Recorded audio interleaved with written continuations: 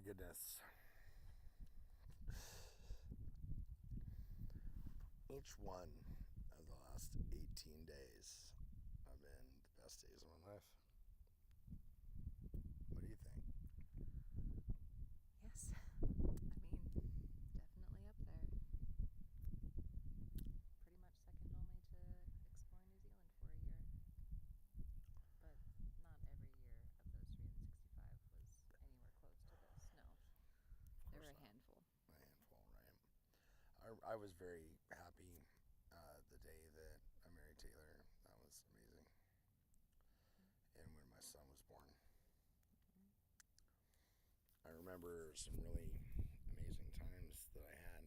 Let's go like this. So we have our back to this backdrop. So it's so funny that 18 days. 18 days. That's right. Oh yes. So really hard to manage the perspective there. It's the skyline around Colbert. You grew up right over there, right? Just down the bottom of this hill. Just down the bottom of the hill. Yeah. Used to ride my bike to the top. Yeah. Riding back down again. Yeah. About a mile back that way. One of the things I did as a Gen X, millennial, zennial, on that cusp, right? To get away from the problems in my family of origin was, even though I lived in Meade, in like the suburban part of Meade by Meadow Ridge Elementary, I would ride my bicycle, my BMX bike when I was a little kid to Colbert. And then I'd go down the side of that hill we were just looking at. And there was that horse. I pointed out that I would go. I never knew the horse's name. I never knew the family. Been through the desert on a horse. Oh, my love, my sweet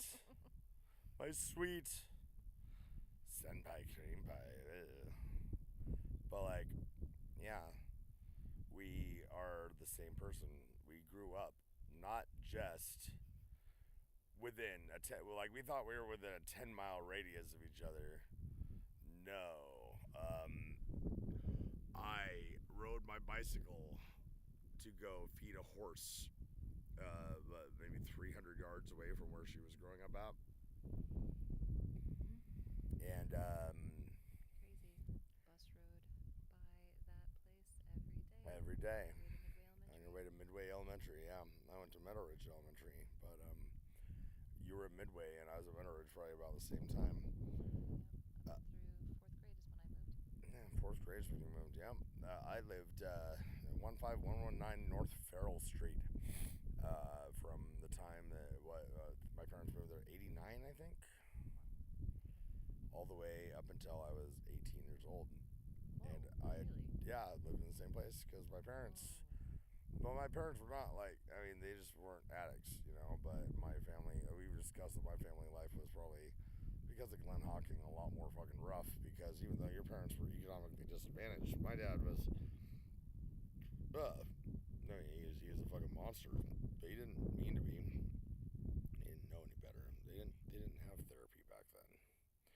Or they did have therapy. I mean, he would pay cash money to take me to fucking therapy. Fix my fucking broken son, just like all the people at Excelsior. I never worked with an Excelsior kid. That was a problem. Every single time I realized, oh yeah, your kid's fucked up. No, you're fucked up, and you're blaming it on your kid, because there's no such thing as a bad kid. There's only bad behavior. Why is it that we change that perspective when they're adults, right? Whether they're 18 or 21 or, oh my love, my sweet. Love you. So I would ride my bicycle to go feed this fucking horse. And I never knew the horse's name, but it was my horse, right? It was my horse. And I just would literally, and I didn't like feed them hay or whatever. I just grab shoots of grass.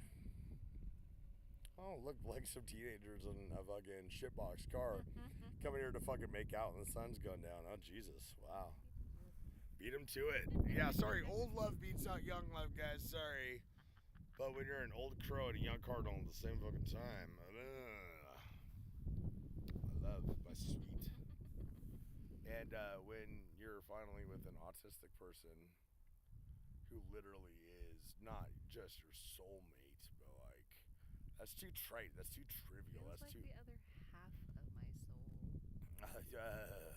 I think what it is that you and I just are both old souls with a bunch of fucking bullshit and trauma. But we grew up literally exactly the same, doing the same shit. Yeah. The same places. The house that Dan Richards was at, well, first it was fucking Bobby.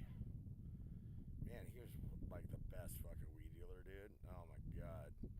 And he's also a fucking pizza delivery driver, so wasn't that the shit? No? But he got so ballin' hard, he got his Cadillac and he moved out, and fucking Mike and Dan were living in the house that house that you were growing up in?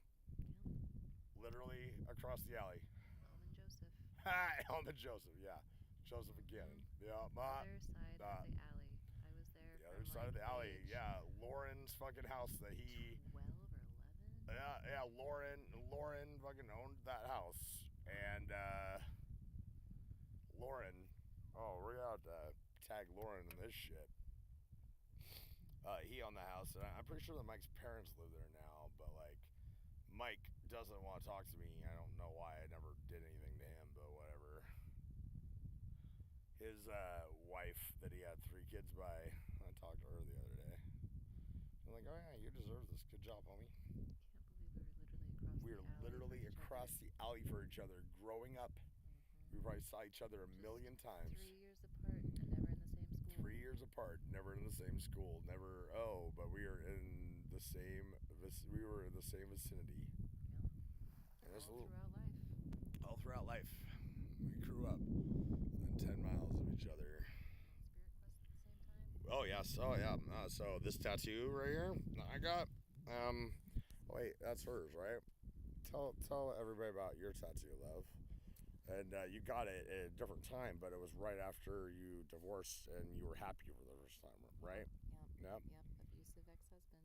Uh-huh. And a year after all was said and done, got this tattoo to remind me that happiness is something I make for myself.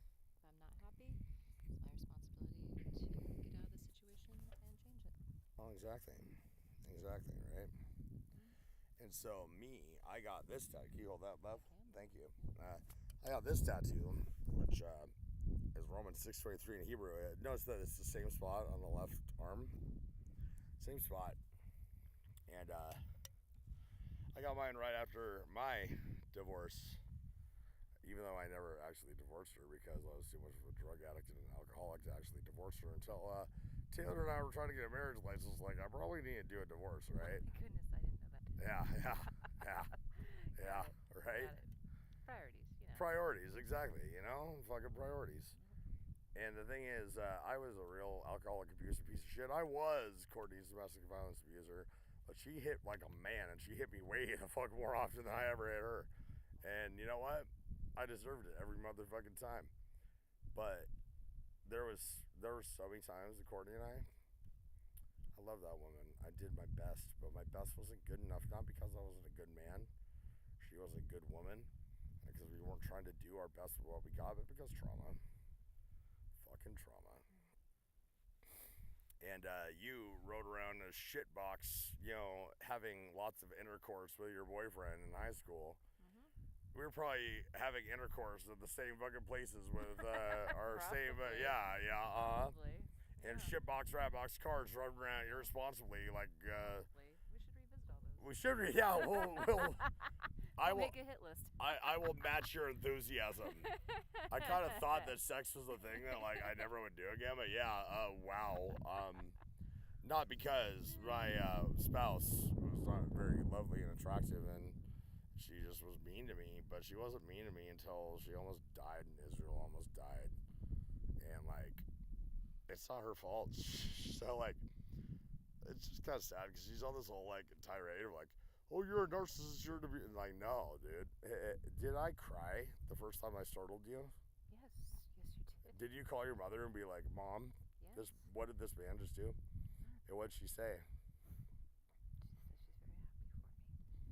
Yep. I can't wait for you to meet my family. Yeah, I can't wait to meet your family too. You've already met all of mine except for my Uncle Ed, who was in the hospital today. My Uncle Ed, who, it's kind of funny, he was always an amazing uncle, right? But, like, we didn't get super mega ultra close until very recently. And what's funny is that I've been kind of like cut off from all my family because my family's fucked off because of trauma. Because, oh, guess what? They're all autistic. And the world is not set up for autistic people, which is the whole point of the Jacques Den Houding.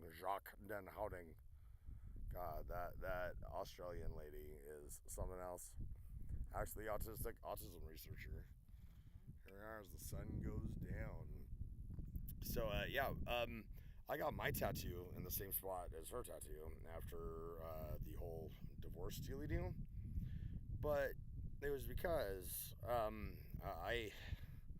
my tattoos have some kind of a, Abrahamic, Christian, Judaism, whatever sort of significance, right? And we have comments. Let's see what the comments are. Oh, turn your volume up. I can barely hear you. Well, sorry, dude. Maybe we can try that. Well. It is also windy. It is windy. Yes. It's quite chilly up here. It is.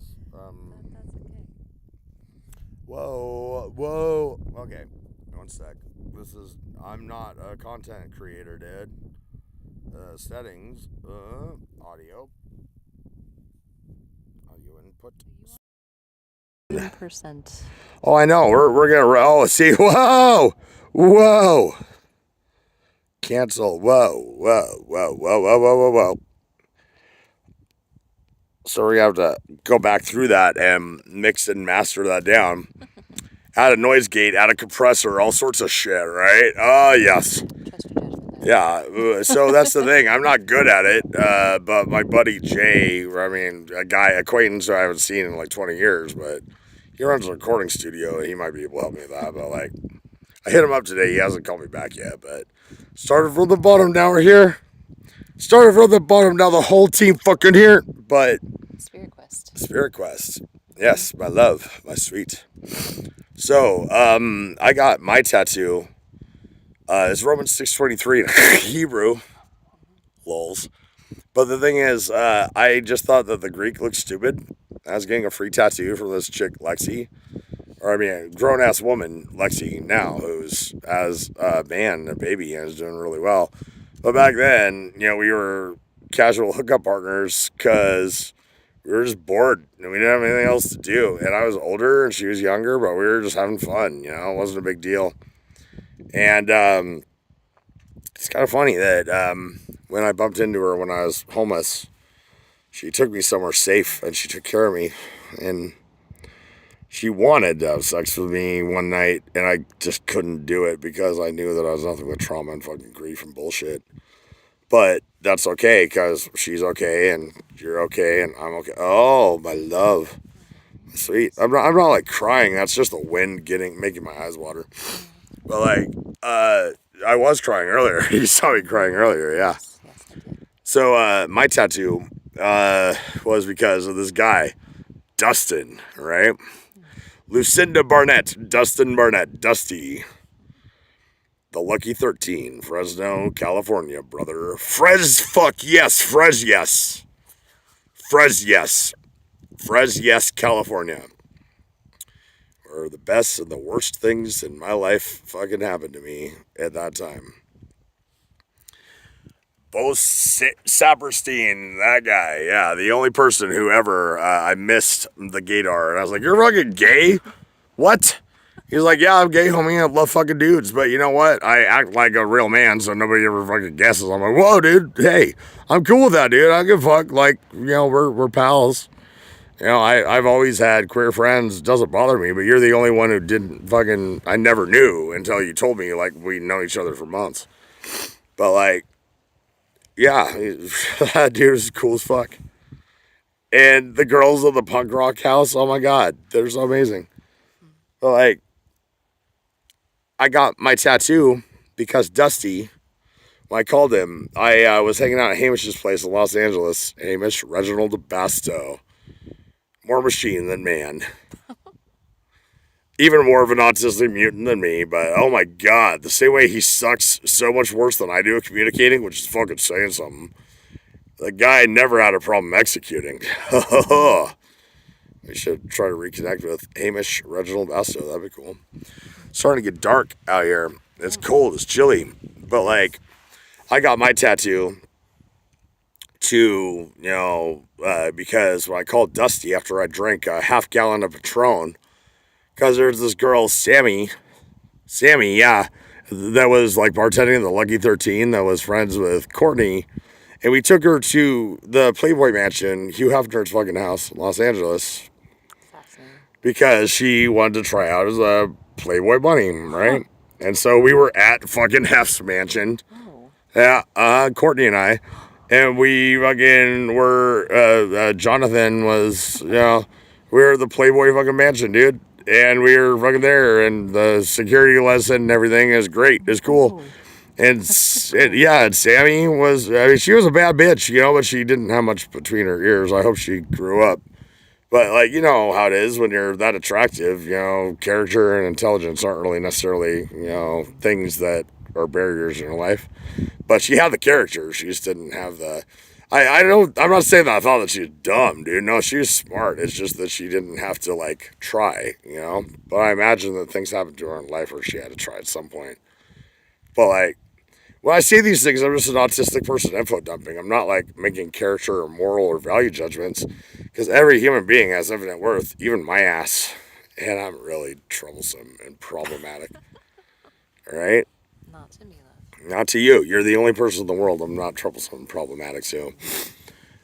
So I got that tattoo because when I was drunk, I drank so much Patron, I fucking hurled. And I drank Patron for that's all I did, dude. And I drank so fucking much. I couldn't even drink more Patron. I called Dusty, drunk dialing him. I called Valerie, too. Oh, my God, Valerie. I hope you and Chris are doing great with your little girl. I literally... Oh, my God. Let's get, real up on my face so the backlight... Oh, my fingers are cold. Your fingers are cold. Let me hold it for a bit. Oh, yeah. Good. Good looking out. I can put my hand in your pocket? Yes. Yes. Because I got one hand in my pocket. The other hand is holding a peace sign, throwing a peace sign. We should listen to Sweater Weather. We'll do that, love. Yeah, that one. If you want to destroy my sweater. Yeah. What are they going to do? Call the cops? I'm a bimmer. Anyway, your phone is almost dead. You should I know. I should. So, but the thing is that we both went on Spirit Quest at the same time. 2015, right? Yep. I left September 2015, but when did you decide to go out? Yeah, friend of a friend, doing a working holiday in New Zealand. Happened to meet her, ask questions. I was like, that's amazing. I wish I could do that. She said, why not? And I sat there and I thought about it. I'm like, yeah, why not? No kids, divorced, no house, sold my car, put everything in storage, quit my job, gave him a month notice. Had to take a month to warm my mom up to the idea so that she didn't super freak out. And then, 2 months later. Wait, that's May. That's not, September is not 2 months later. No, it's not. That's 4 months later. July, right? July. I think I quit July. Anyway, it doesn't matter. But you decided in June, right? I rode a bicycle from Spokane, Washington, because Zach Holder, a.k.a. Megazord, the dude's fucking crushing it right now. Working at Amazon like a machine, making all the fucking money instead of being a dope fiend. God, we gotta go fucking tag something, homie. Ugh. Right? But he I was staying after I got out of Eastern State Hospital, and then I put to an inpatient setting at You Spark. look like Yeah, Voldemort when I hold Voldemort. this at the wrong angle. The dark fire will not avail you. Flame Muldoon. I'm a Balrog, dude. Voldemort's a fucking punk ass bitch. Yeah. So like, yeah. I don't even know what I was just talking about. Oh yeah, where was I at? Oh, I left Spirit oh, Quest. Spirit Quest. Yeah, Spark. Mega. I got out of Spark, and Adam, who was at our house last night. Oh my god, that guy. Oh yeah. He picked me up from rehab with a fucking bong and a half pound of fucking weed. And we were just smoking weed all fucking day. And he took me to an Oxford house, and I somehow got into a fucking Oxford house because he paid the rent, even though I was stoned off my motherfucking ass. And I was at the Oxford house, and I was on paper, right? And Robert Anderson, R. Anderson, RF, the one man in the universe without constraints, right? R. Anderson, RF, was telling me, he's like, hey, dude, you need to come fucking, I'll get you a ticket, and you can come down to Panama with me and build out a 5G network. We're calling it Taco Tel. Sorry. I know, right? I know. See, when you have constraints, you're not politically correct. Or when you're a man with no constraints, you're not politically correct, right? And the only reason I told him no is because, like, I'm on paper, homie. I can't fucking leave. If I leave, I'm always gonna be on motherfucking paper. I gotta get it done. And the thing is, that paper that I was on was an LRA, a less restrictive alternative. So I could have just dipped and they wouldn't have fucking done anything. I just didn't know that, even though I'm a smart enough person. I should have fucking known that. I didn't know that until I worked at Excelsior with kids with LRAs and saw that they had zero consequences for violating their LRAs. It wasn't until I was a community behavioral health worker, right? I know. We're almost out. We're going to fucking run out of juice here. It doesn't matter. My phone's going to die. I don't fucking care. But in June, there's this gentleman who, I don't want to drop his name just because he might be embarrassed, but he cleaned out his apartment. Ironically, he worked at Northwest Christian Schools. That's ironic. Oh, yeah. Isn't that fucking ironic? Yeah. Right? Yeah. He worked at Northwest Christian Schools. And he's a teacher, and he had some high school kids, and they were downtown. They walked up to Zach and I after we just spent a glorious fucking day riding our road bikes around town, smoking a fucking joint in the park as hobos. You know, we're like, this is the fucking life, because that was as good as our life got. Nobody tried to stab us that day. Nobody stole our shit. Nobody stole our bike. We just got to go on a bike ride and smoke a joint, and that was all we fucking got, homie. So then these kids roll up, right? They walk up on us. You tell us why you don't believe in God. Like Jesus Christ lived and died on the holy cross of Calvary for all my fucking sins, homie. Want a hit? I held up the joint. And they were like, what? What the fuck? But they video recorded us, and it was cool, and it was awesome. And Zach got really uncomfortable because he always got uncomfortable about religion. He got on his bike and he vomited. But that guy, their teacher, interviewed me and took me to dinner, and it was a divine appointment, right? And I had a voicemail once I got a phone going, because I didn't have a phone for the first week because of this Oxford house, until fucking Adam got me a hand-me-down phone from Steve Dan. The only Mormons I know that love smoking meth, right? Steve Dan fucking kicked down fucking old, what was it, the Nexus phones, you know? And I managed to crack it and root it and get it on fucking Cricket. I had to hack it. I just spent a week fucking hacking that phone. But then I had a voicemail from this dude saying, oh yeah, I cleaned out a room in my apartment. You can move in with me. So I moved in. I had a hen voucher. I was clean. I mean, I still smoked weed, but marijuana maintenance is harm reduction, homie, right? So I wasn't smoking meth. I wasn't drinking liquor. I lived there for 4 months with him and his cats. He's an amazing guy. I was in recovery. I was doing good. Better than I ever had. And then my hen caseworker was like, hey, you can't, even though you've applied to 20 places or you paid 20 application fees, nobody wants to rent to you because you're a fucking drug addict felon with an eviction. But we could pay half the fair market value of rent on his apartment. I told him, he's like, that'd be such an amazing blessing. Oh my God. I gave him the paperwork. He took it. And then the next day I came back from being a pure reader. Whoa! Doesn't matter.